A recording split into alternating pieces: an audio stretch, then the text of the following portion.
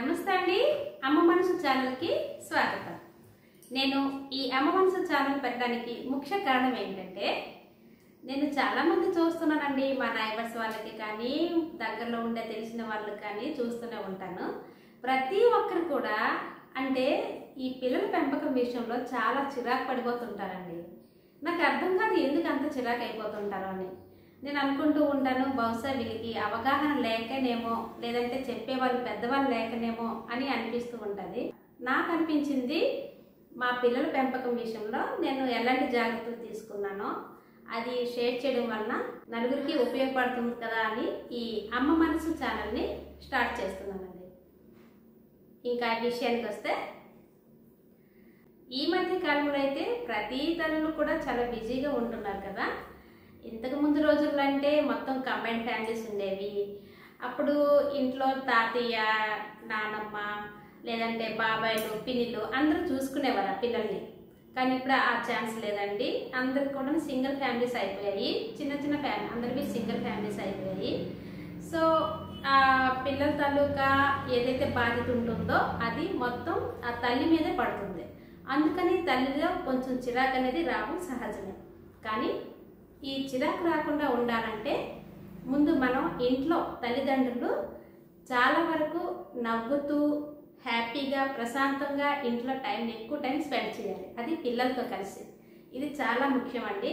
ప్రతి పేరెంట్స్ కూడాను పిల్లలతో ఎక్కువ టైం స్పెండ్ చేయడానికి ప్రయత్నించండి. ఇంటి వాతావరణం చూసే పిల్లలు పెరుగుతూ ఉంటారు. అందుకని ఇంట్లో ప్రశాంత వాతావరణం ఉంటే పిల్లలు కూడా ప్రశాంతంగానే ఉంటారండి. ఇంట్లో ఎప్పుడు చికాకులు, గొడవలు పడ్డాలు ఇలాంటివి అయ్యేవనుకోండి, ఆటోమేటిక్గా పిల్లల్లో కూడాను ఆ చిరాకు అనేది వచ్చేస్తుంది. వాళ్ళకి తెలియకుండానే ప్రతి విషయానికి చిరాకు పడుతూ ఉంటారు. అలా రాకుండా ఉండాలంటే ముందుగా మనం చేయాల్సింది, ఇంట్లో పేరెంట్స్ ఎవరైతే తల్లిదండ్రులు ఉంటున్నారో వాళ్ళు ఎప్పుడు కూడాను అన్యోన్యంగా ఉండాలండి. పిల్లలతో కూడా ఎక్కువ టైం స్పెండ్ చేయాలి. ఇది చాలా ఇంపార్టెంట్. ఇంకో విషయం ఏంటంటే, ఈ మధ్య కాలంలో మనం చూస్తూ ఉన్నామండి, ఇప్పుడు స్కూల్ రీఓపెనింగ్ అయింది. ఇంకా అంతే, నర్సరీ పిల్లలు కూడా బిజీ అయిపోతున్నారండి. ఎల్కేజీ, నర్సరీ, ఎల్కేజీ, యూకేజీ చిన్న చిన్న పిల్లలు అంత బిజీ అయిపోతున్నారు. మరి అంత బిజీ లైఫ్ వాళ్ళకి అవసరమా? ఒకసారి ఆలోచించండి. నర్సరీ పిల్లలకి అంత బిజీ అవసరమా? ఆ మాత్రం చదువు ఇంట్లో చెప్పుకోలేమండి.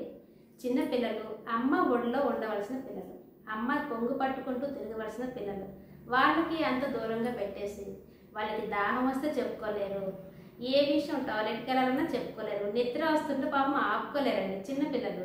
అలాంటి పిల్లలకి అంత పనిష్మెంట్ అవసరం లేదని నేనైతే అనుకుంటాను.